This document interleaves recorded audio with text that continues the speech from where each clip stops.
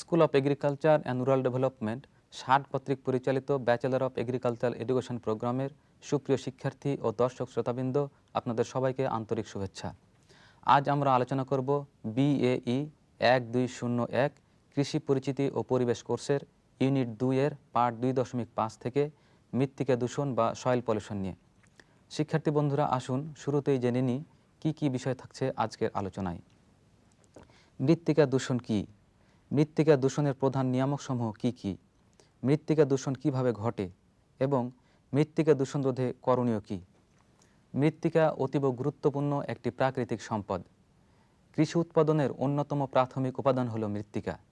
ইহা পৃথিবীর অধিকাংশ জীবের খাদ্য উৎপাদনের মাধ্যম।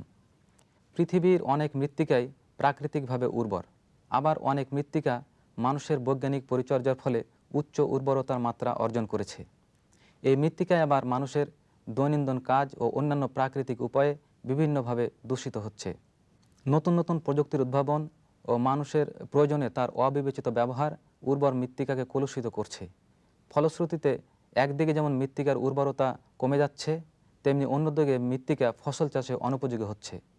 শিক্ষার্থী বন্ধুরা, আসুন আমরা জেনে নিই মৃত্তিকা দূষণ বলতে আমরা কি বুঝি। মৃত্তিকা দূষণ হচ্ছে মাটির প্রয়োজনীয় উপাদানের হ্রাস এবং অবাঞ্ছিত পদার্থসমূহের সঞ্চয়, যা জীব ও উদ্ভিদ জগতের পক্ষে ক্ষতিকর। এই অবাঞ্ছিত পদার্থসমূহ বলতে সেই সব উপাদানকে বোঝায় যা মৃত্তিকার নেতিবাচক পরিবর্তন ঘটায়। সয়েল ডিগ্রেডেশন বা মৃত্তিকা গুণাবলীর অবদমনকেও মৃত্তিকা দূষণের আওতাভুক্ত বিবেচনা করা হয়।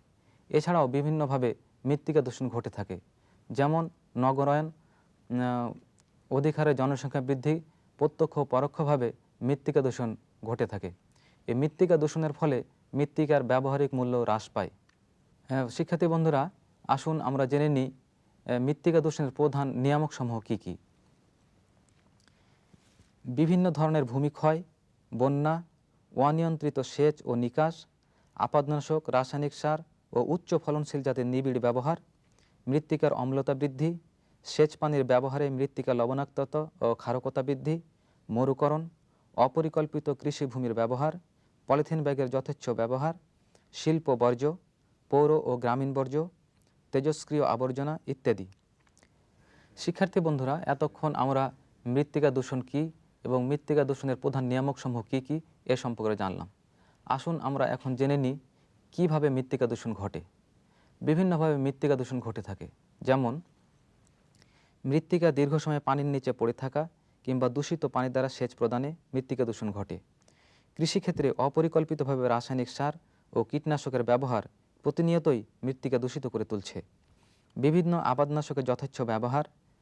আপাদনাশকের অধিকাংশই বিভিন্নভাবে মৃত্তিকায় দীর্ঘদিন অবস্থান করে, যা মৃত্তিকার গুণাবলীতে প্রচণ্ড ক্ষতিকর প্রভাব ফেলে।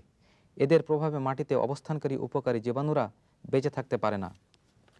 মৃত্তিকায় বায়ুমণ্ডলীয় নাইট্রোজেন সংযোজন সহ মৃত্তিকাস্থ বিভিন্ন রাসায়নিক বিক্রিয়া সংগঠনে এদের ভূমিকা খুবই গুরুত্বপূর্ণ। কীটনাশক ও রাসায়নিক সার ব্যবহারে এদের মৃত্যু ঘটায়। মাটি শক্ত হয়ে ওঠে এবং উর্বরতা হ্রাস পায়। অ্যাসিড বৃষ্টি, এটি অম্লীয় রাসায়নিক সারের ব্যবহারে মৃত্তিকার অম্লতা বৃদ্ধি পেয়ে মৃত্তিকা দূষণ ঘটে। কৃত্রিম বাঁধ দিয়ে নদীর নাব্যতা নষ্ট করা ও ব্যাপক হারে বৃক্ষ নিধনের ফলে খরার প্রকোপে বৃদ্ধি পায়, যা মৃত্তিকা দূষণ ঘটায়। অপরিকল্পিত কৃষিভূমির ব্যবহার, নিবিড় উপসি ফসলের চাষের ফলে দিন দিন মৃত্তিকা জৈব পদার্থ কমে যায়, ফলে মাটি ক্রমশ ব্যবহারের অনুপযোগী হয়ে পড়ে। অবাঞ্ছিত শিল্প বর্জ্য, তেজস্ক্রিয় পদার্থ ও অন্যান্য ক্ষতিকর বর্জ্যের মিশ্রণ মৃত্তিকা দূষণ ঘটায়। এছাড়া পলিথিন ব্যাগ ব্যবহারের পর তা যেখানে সেখানে মাটিতে ফেলে দিলে মৃত্তিকা দূষণ ঘটায়। পলিথিন ব্যাগ উদ্ভিদের শিকড়ের বৃদ্ধিকে রোধ করে এবং সেচ ও নিকাশে মারাত্মক অসুবিধার সৃষ্টি করে। প্রিয় শিক্ষার্থী বন্ধুরা, এতক্ষণ আমরা জানলাম কিভাবে মৃত্তিকা দূষণ ঘটে। আসুন আমরা জেনে নিই মৃত্তিকা দূষণ রোধে আমাদের করণীয় কী। মৃত্তিকা অতীব গুরুত্বপূর্ণ একটি প্রাকৃতিক সম্পদ, সুতরাং এর সুষ্ঠু ব্যবহার নিশ্চিত করা আমাদের সকলের জন্য অপরিহার্য। এছাড়া ভবিষ্যৎ প্রজন্ম যেন মৃত্তিকাকে অনন্তকাল নিরাপদে ব্যবহার করতে পারে, সেজন্য মৃত্তিকা দূষণমুক্ত রাখা আমাদের অপরিহার্য কর্তব্য। এবং এই মৃত্তিকাকে দূষণমুক্ত রাখতে আমাদের ব্যক্তি, সমাজ, প্রতিষ্ঠান এবং সরকার সকলকেই একযোগে কাজ করতে হবে। আসুন আমরা জেনে নিই মৃত্তিকা দূষণ রোধে বা দূষণমুক্ত মৃত্তিকাকে ব্যবহার উপযোগী করতে কি কি ব্যবস্থা নেওয়া যেতে পারে? কৃষি ও কৃষিকাজের সাথে জড়িত সকলকেই দুর্বল মৃত্তিকা ব্যবস্থাপনার খারাপ দিকগুলো সম্পর্কে সচেতন করতে হবে এবং পাশাপাশি উন্নত ব্যবস্থাপনা কৌশল শিক্ষা দিতে হবে। এক্ষেত্রে গণমাধ্যমের অংশগ্রহণ সহ সরকারি ও বেসরকারি উদ্যোগ প্রয়োজন। বীজ, সার, পানি ব্যবস্থাপনা, আপাদ ব্যবস্থাপনা, চাষাবাদ প্রণালী ইত্যাদি যথেষ্ট দক্ষতার সাথে ব্যবহার নিশ্চিত করতে হবে। রাসায়নিক পদার্থের ব্যবহার যথাসম্ভব কমিয়ে প্রাকৃতিক পদার্থ যেমন জৈব সার, সবুজ সার, কম্পোস্ট, চটের ব্যাগ ইত্যাদির ব্যবহার বাড়ানো আবশ্যক। এক্ষেত্রে প্রাথমিকভাবে অসুবিধা হলেও দীর্ঘমেয়াদী লাভের কথা বিবেচনা করে ব্যবহারের অভ্যাস গড়ে তুলতে হবে। উন্নত প্রযুক্তিগত ব্যবস্থাপনা কৌশল অবলম্বন করে দূষণমুক্ত মৃত্তিকার উন্নয়ন ঘটাতে হবে। গবেষণার মাধ্যমে ফসল চাষে উন্নত প্রযুক্তির উদ্ভাবন ও ব্যবহার কার্যক্রম জোরদার করতে হবে। ভূমি ও মৃত্তিকা সম্পদ ব্যবহারের জন্য জাতীয় পর্যায়ে নীতিমালা প্রণয়ন ও বাস্তবায়ন করতে হবে। সকল স্তরে পরিবেশ সম্পর্কে শিক্ষাদান ও প্রশিক্ষণের ব্যবস্থা গ্রহণ করতে হবে। সরকারের পাশাপাশি আমরা নাগরিকরাও মৃত্তিকা দূষণ রোধে গুরুত্বপূর্ণ ভূমিকা রাখতে পারি। যেমন অধিক হারে গাছ লাগানো, এর ফলে ভূমিক্ষয় কমে যাবে, ফলে মৃত্তিকা আগের চেয়ে অনেক উর্বর হবে। পাট ও কাগজের ব্যাগ ব্যবহার। মৃত্তিকা দূষণের অন্যতম প্রধান কারণ হচ্ছে আমাদের দৈনন্দিন কাজে পলিথিন ব্যাগের যথেচ্ছ ব্যবহার।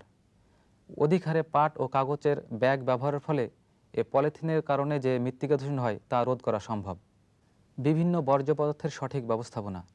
বাসাবাড়ির বিভিন্ন বর্জ্য এবং মেডিকেল বর্জ্য ইত্যাদি নির্দিষ্ট জায়গায় ফেলা।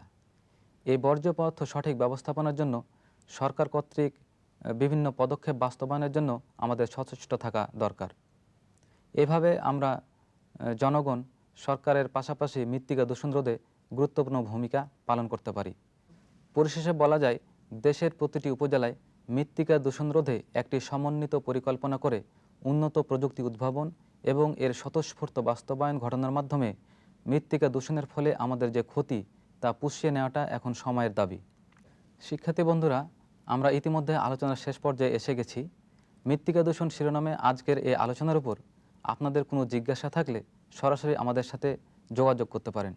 আমাদের সাথে যোগাযোগ করার ঠিকানা dean, school of agriculture and rural development, Bangladesh উন্মুক্ত বিশ্ববিদ্যালয়, গাজীপুর 1705। শিক্ষার্থী বন্ধুরা, আজকে এ পর্যন্তই। আপনারা সবাই ভালো থাকুন, সুস্থ থাকুন। সবাইকে ধন্যবাদ।